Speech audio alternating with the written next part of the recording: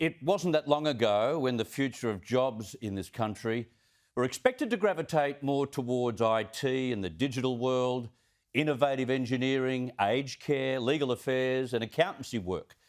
But when you take into consideration the pandemic and the tracking of our workforce trends by the Bureau of Statistics, our jobs future seems very different indeed. Bernard Salt is Australia's champion demographer, the Executive Director of the Demographics Group, and he sought today in The Australian to map out our jobs future. He joins us now. Bernard, g'day, good to have your company. Hi, Chris. Take us back a decade. Let's think when you were writing back then, we had a different impression of what our jobs of the future would be, right?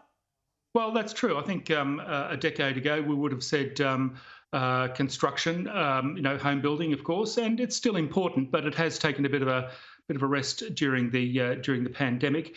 Education and health has always been a strong performer in terms of job generation, and to some extent it still is. It makes my top 15 jobs, and in fact that's a medical laboratory scientist. We've had a surge in those numbers during the pandemic. So all of those jobs that were popular over the last 10 years, I think are still going to be popular in the 2020s. But there's a couple that have come through over the last 18 months or so that I think are going to carry forward into the 2020s. The Australian Bureau of Statistics do a fabulous job in tracking the number of workers in 450 different occupations comprising the Australian continent by comparing jobs in August 2021 with jobs in February 2020.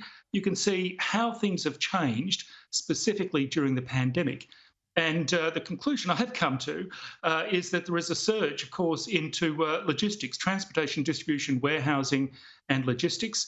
We have added 35,000 net extra store persons over the last 18 months or so. Whoa. So these are people that work in warehouses or fulfillment centres, I think you would call them these days. Delivery drivers, delivery van drivers. Fewer truck drivers, but more delivery van drivers. Truck drivers take product from factories to shopping centres, I would imagine, whereas delivery van drivers take product from a fulfilment centre specifically to the home. There's even been a surge in the demand for mail sorters, and I suppose that is also reflecting the shift towards online retailing. So I think a lot of the consumer behaviour that we have learnt over the last 18 months or so is going to carry forward in the 2020s, maybe at a reduced level, but that is still going to drive job growth in the 2020s. It is really encouraging to hear that we are dovetailing into these areas, logistics, etc., in areas where you don't have to have high academic marks or need to be a member of society's elite to get working, supply money for your family and keep your head above water. Well, that is true. In fact, you would say over the last 10 years, there has been a surge towards what we call knowledge workers, people primarily with a university degree, so solicitors and accountants and the like, medicos and so forth. And again, they are still there, still important. But we have seen a broadening, and the move into logistics, I think, is important. The move also into the care industry, and particularly aged care and disability care. The jobs around welfare support workers are also on the up.